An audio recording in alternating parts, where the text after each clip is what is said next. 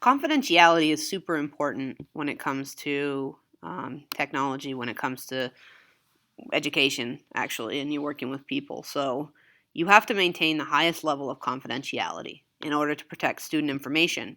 And the following are areas that require extra vigilance. Ultimately, you, as the employee, are responsible for keeping privileged information safe. So passwords. Okay, listen carefully, please. Passwords. Don't have them on stickies where other people can see them. Don't put your passwords on stickies. Even if you think people can't see them.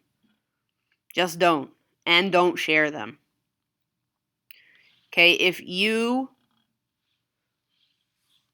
if someone sees one of your passwords and you had left it in a place or it fell even from something that where you put it, you are responsible for that. Okay, that is negligence of information. So please be extra vigilant with passwords. Devices, you don't want to leave your device where somebody else can access it, especially maybe you go home, you're working on something, I don't know, kids run across it, or you don't want that. Same at school. I mean, you don't want to be where kids can see your screen and see confidential stuff.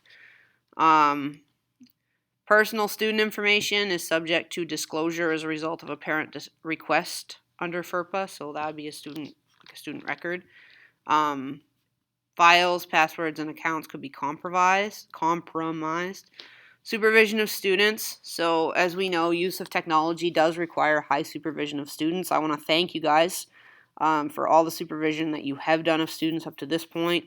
I know parents have had to take on some of the supervision when students are home.